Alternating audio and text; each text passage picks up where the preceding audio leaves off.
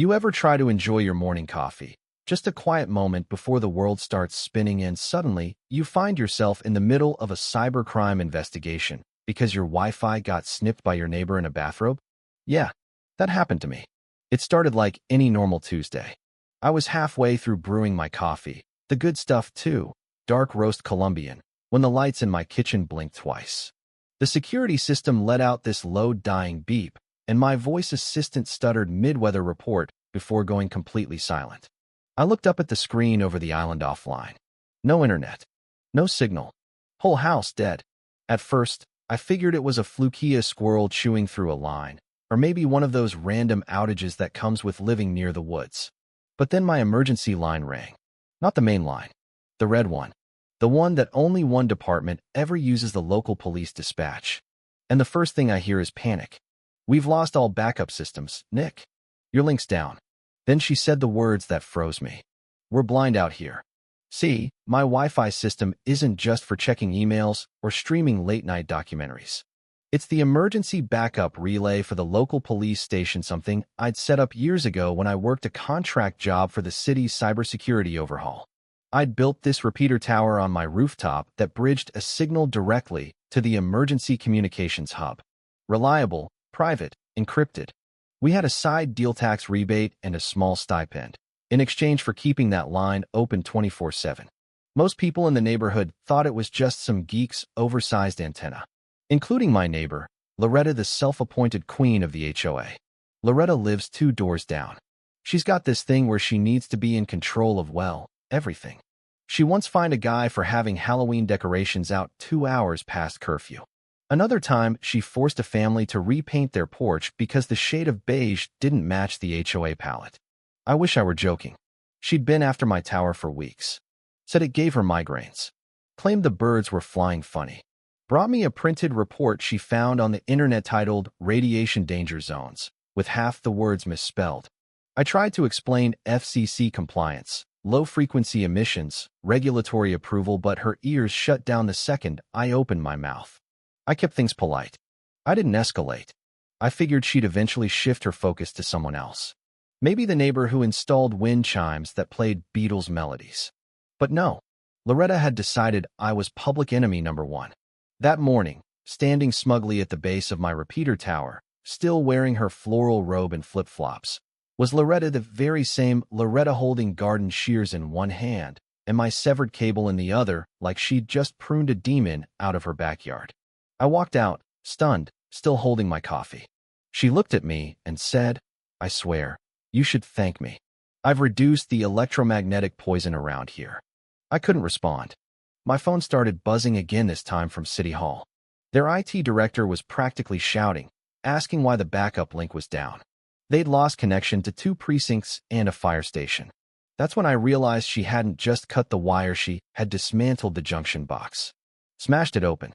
Left exposed circuits and fried chips behind. This wasn't just sabotage, it was stupid, dangerous sabotage. Now here's the thing, I've worked in cyber for almost 15 years. I know how fragile systems can be when they're not redundant. That's why I built this setup to be rock solid. And yet one pair of garden shears brought the whole thing down. Within hours, patrol cars were rerouted to my street. Cops I'd worked with over the years showed up, asking questions while neighbors peeked from behind curtains. I showed them the logs, the damage, the fried circuit board. Everything aligned. The outage happened at the exact moment she took the wire out of its housing. And where was Loretta? She slipped back into her house and locked the door. I tried to reboot the system with a spare node, but the core was gone. Replacement would take at least 48 hours. Custom parts. Precision alignment. Not the kind of thing you do with duct tape and hope. The worst part? People got hurt. Officer Daniels called me around noon, his voice tight. Said 3 emergency calls were delayed during the blackout. 1 ended in a hospitalization. 1 suspect fled before backup arrived. All because Loretta didn't like the look of my equipment. But something didn't sit right with me. I mean, sure, Loretta's nuts, but she's not tech-savvy. Yet when I scanned the logs, I found something disturbing. A small data burst 14 seconds before the network fully collapsed. Encrypted. Spoofed MAC address. That wasn't a random fluke. That was someone using my network in its final moments, riding it out like a digital lifeboat. And suddenly it clicked. Loretta's grandson Evan, 23, smart mouth, dropout with a garage full of blinking laptops and angry stickers about government mind control. At the last HOA potluck, I overheard him bragging about breaking into school servers and running dark web experiments. I ran the trace again. The burst led to a shadow server known for targeting municipal employees. I followed the trail spoofed ID block, low-grade packet injection tools. All of it pointed back to Evan. So here's the theory: Evan saw the repeater, knew it was a link to city systems, and used Loretta's paranoia to stage the perfect cover. Get grandma riled up about brainwaves and bird migration. Convince her to do the cutting. Meanwhile, he piggybacks the chaos to sneak out a data packet undetected. Except he underestimated one thing: me. Even in partial failure, my system logs everything. I flagged the burst, sandboxed the telemetry, and sent a copy to my contacts at the city's digital task force. Within the hour, cops showed up at Loretta's place again. This time, Evan answered the door holding his gaming laptop. He tried to run, didn't get far. They found USB sticks, Mac spoofing software, stolen Wi-Fi credentials, and a folder labeled Neighborhood Surveillance Targets. Turns out he'd been scanning half the block, not just me. And Loretta? She posted on Facebook that night saying she needed to retreat for spiritual healing and cleanse her aura from neighborhood toxins. Whatever that means. But I wasn't done. At the next HOA emergency meeting, packed wall-to-wall with furious residents, Loretta showed up late in a neck braces where the stress gave her neurological inflammation. She demanded the floor. Blamed technology. Blamed me. Claimed I was running a CIA spy tower disguised as Wi-Fi. Said I was tracking baby monitors and Alexa devices.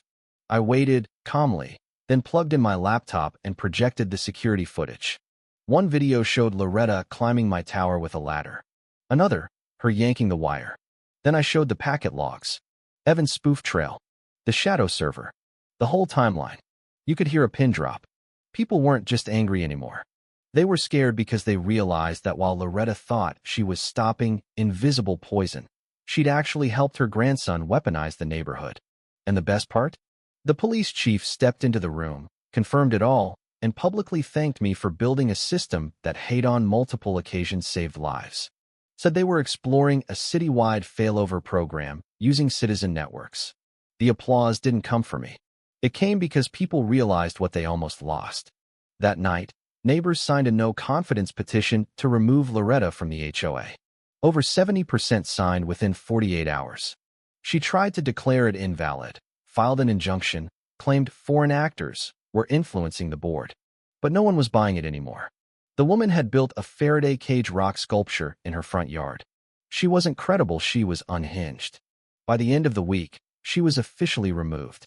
Evan was charged with criminal cyber intrusion and put under supervised release, where he now teaches teens about digital ethics. Irony at its finest. Me? I upgraded the system. Hardened mesh relay. Quantum-grade encryption. Optical uplink. Yeah, it's overkill. But now it's not just mine. It's the neighborhood's. I even started a little volunteer group, folks who want to help keep our systems safe, learn a little, give back. A few weeks later, Loretta stood at the edge of my driveway. No clipboard, no sunglasses, just smaller than I remembered. She looked at the tower, then at me, and said softly, "You win. The neighborhood chose you." I didn't say anything for a while. Then I asked, "Did you ever think to just ask what it was for?" She looked down, then back at me. I didn't trust it. I didn't understand it. And that made it dangerous.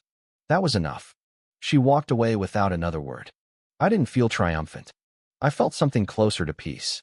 Now, on my fence by the relay, there's a small wooden sign. For words. In case of emergency, neighbor-powered. That's it. No logos. No slogans. Just truth. And sometimes, that's stronger than any signal you can send. If you've ever dealt with an HOA gone rogue, or had someone sabotage something they didn't even try to understand, I want to hear your story. Drop a comment below. Let's talk about what real community means and what happens when fear meets power without accountability. And hey, don't forget to like, subscribe, and share this story if it hit home. Because trust me, next time someone swings the garden shears, you'll want the whole neighborhood watching. I thought that would be the end of it. But stories like this don't end with one apology and a wooden sign. Not really. A few weeks later, the The city invited me to speak at a council session, nothing formal, just a short talk about how neighborhoods could build their own emergency tech resilience. I almost said no. I don't like microphones. I'm more comfortable behind a terminal than a podium. But I kept thinking about that mom who spoke up during the HOA meeting, the one whose daughter nearly got hurt because of the blackout. So I went. I wore jeans and a decent blazer, stood behind the mic with sweaty palms, and just spoke like I would to a neighbor. I told them we didn't need billion-dollar grants to stay connected.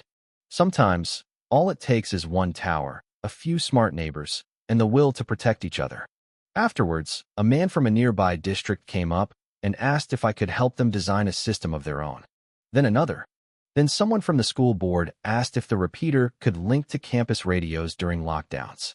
It snowballed from there. Back home, we made the tech group official. We started doing monthly workshops in the community center showing people how routers work, what phishing looks like, even how to build backup power with a car battery and a cheap inverter. It was weird, but good weird. We were becoming more than just a group of neighbors. We were a network in every sense of the word. And Loretta? She didn't move out. Not right away. She stopped showing up to HOA events, kept her blinds closed most days, and rarely stepped off her property. The Faraday rock garden slowly started gathering leaves and spider webs. Eventually, the no 5G zone sign on her porch cracked from sun exposure and just fell off.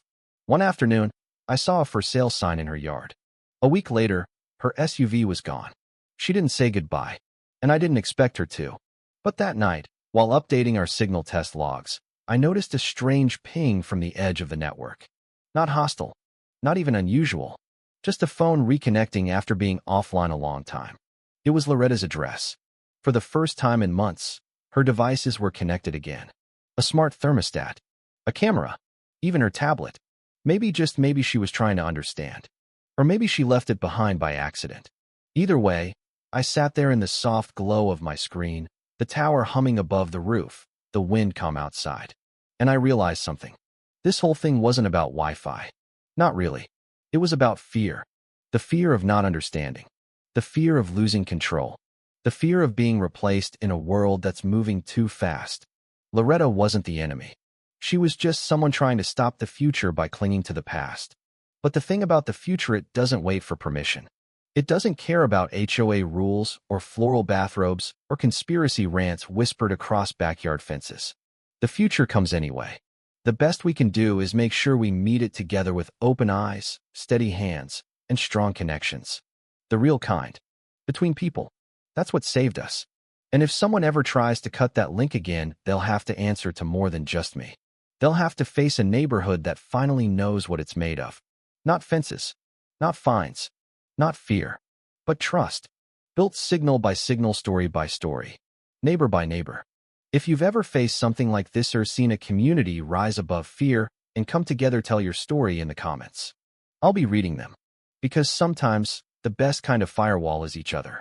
And if you're still watching, hit that like button, subscribe, and share this with someone who still believes people can change.